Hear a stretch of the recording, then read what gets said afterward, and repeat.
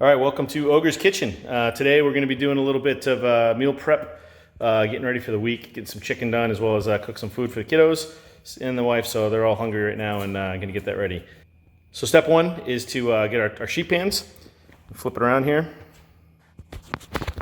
So I'm going to take some sheet pans and I'm going to line them with just some Reynolds wrap, aluminum foil, get it nice and coated. That way, easy cleanup. I'm just going to be able to just pull that right off and throw it into the trash bin, and then be able to get maybe just to wipe them down or really easily clean up the sheet pans afterwards. But that's how I like to get my stuff all prepped for when I use vegetables or for when I use chicken or anything like that onto a sheet pan. So I'm gonna get that going right now. We'll be back.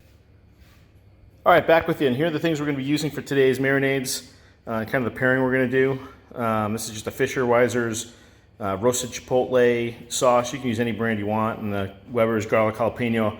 I like the seasoning. I like to make it easy. I do make my own seasoning bundles and stuff as well, but quick and easy meal prep on a Friday. I want to kind of compare dry spice and a wet sauce. So those are kind of what I got for the first one. Second one we're going to make is a little bit Stubbs hatch green chili sauce with some garlic jalapeno as well from Weber. The third one is going to be the sweet black chili sauce from Stubbs and some Weber. As you can see, I like the Weber spices. I think they do a really nice job in their blends, and I like Stubbs. It's a really good marinade company. Then we got, of course, our little bit of our grapeseed oil, which I like a lot because it's got a lot of better properties than a olive oil. It burns at a hotter temperature, so it cooks better on the grill, and I just kind of like the flavor it gives the vegetables and things that we're going to be cooking on the grill. And then finally, we got to have a beer to go with our meal as we're prepping. Got to have a beer in hand as we're grilling. So that's what we got. And you can see I've got the sheet pan all lined up. I got some mushrooms there too, little pre-bought mushrooms that I got from our local grocery store. I'm going to take those and cook them up for the wife. So I'll post these recipes and how much I'm using online, as well as a calorie count at the end of the video. All right, for veggies to go with those three combinations today, I got a little bit of green beans. We're going to throw those up on the grill. I got some sweet potato. We're just going to do those in the oven, nice and easy. And then finally, just some squash and zucchini. I'm going to slice them, and I'll show you what it looks like at the end, but I just slice them lengthwise into a nice even-sized slices. Throw them right onto the grate of the grill. They come out phenomenal. So I'll show you that here in a couple minutes as well. All right, and here's the finished product. So you can see I got them nice and sliced about evenly, as evenly as possible. It doesn't have to be perfect or anything like that. I'll just coat them in some grapeseed oil, do a little salt and pepper on them so I can throw them right into the grill grate, so that'll be great. And then here are the green beans, did the exact same thing. Coated them in grapeseed oil and a little salt and pepper. My daughter was kind enough to toss them for me, so she got it all mixed up and got all the oil all over all the vegetables for both sides. So there we go.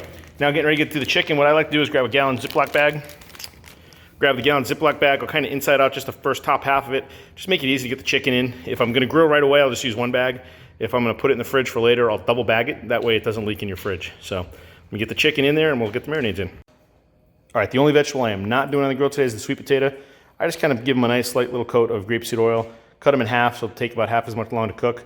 Put them in a 350 oven for about 25 minutes until they feel about done to the consistency you want.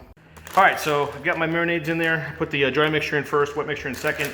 I'll just flip up the lids, makes it easy. Start sealing a little bit. Get as much of the air out as possible. And then just seal it up. I'll give it a good little rub. Make sure everything gets kind of mixed up in there nicely. Kind of try to keep all the air out as I put it into a bag. This is one of the ones I'll be using later, so I'll throw this into a second Ziploc bag. And I'll just do the same thing with the other two, and I'll see you afterwards. And I'll just let that go until I see the flames kind of coming up to the top of it. That'll make sure all my charcoal is nice and lit, and I'll dump it out.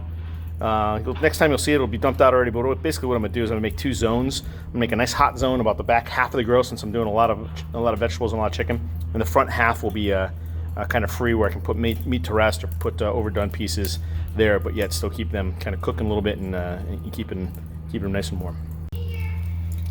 All right, so this is how I like to set up my grill. Like I said, I got about charcoal on the back half. The front half is where I can just kind of put stuff to rest, or the stuff that I want to stop cooking or cook a little less. I mean, obviously, a grill is basically like a giant oven, even when it's closed, so it's going to get some heat, but it's not going to get direct heat, and it's not going to maybe burn. So that's kind of what I'm looking for. All right, so as you can see, I use just kind of a little,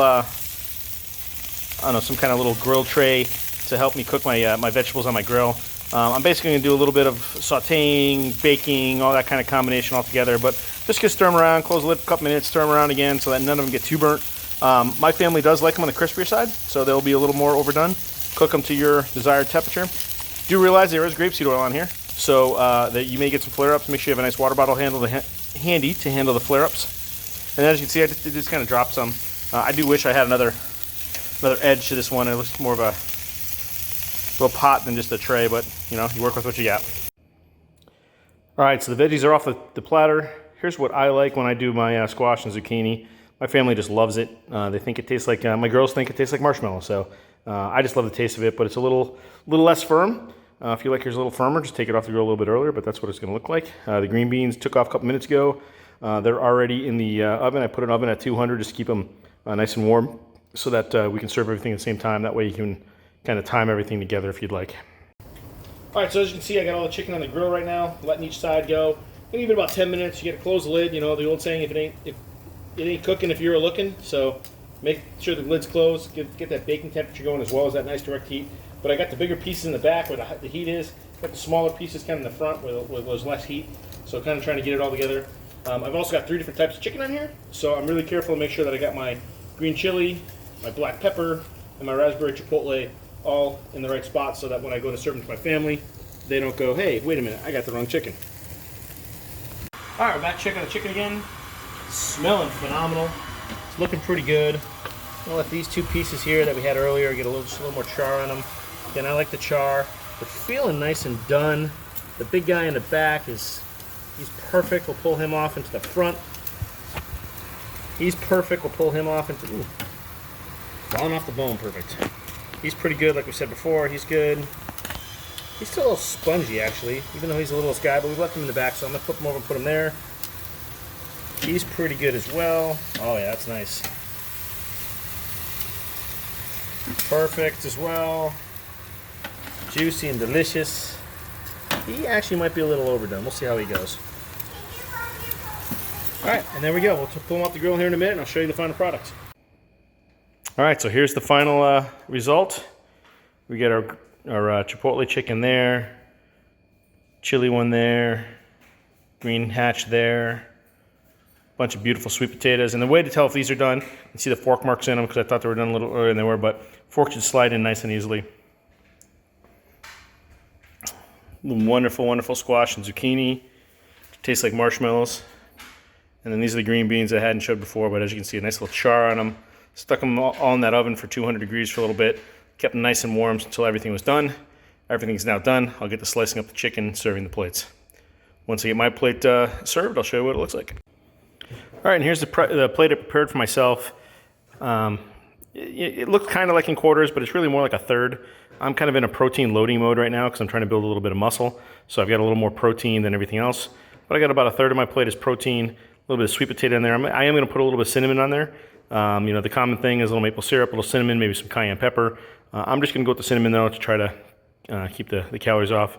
That yummy, yummy squash and zucchini over there and those great green beans. So that's kind of what my plate looked like tonight. The rest of it I'll portion off in about the same amount of portions into small little to-go containers for work or for, you know, just heating up at home. And there's dinner. Enjoy. All right, so all my meal preps are ready.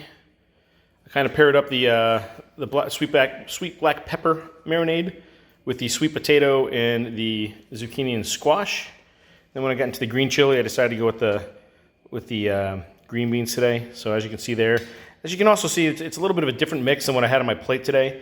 My plate's more of a dinner mix, where this is more of a lunch mix. So, you know, this is kind of a pre-workout meal, so I want to have a lot of protein added in there. I work out pretty much right after work every day. So I'll eat lunch, do a couple hours of work, come home, do my workout. That way I have a nice preload of protein. I know, you know, the nutrition timing does not really matter much, but for me, it makes me feel better, makes me work a little bit harder.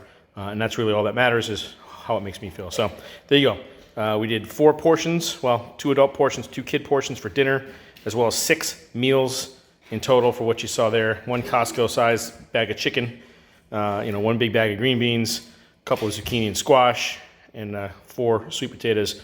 Provided all that food. So there you go.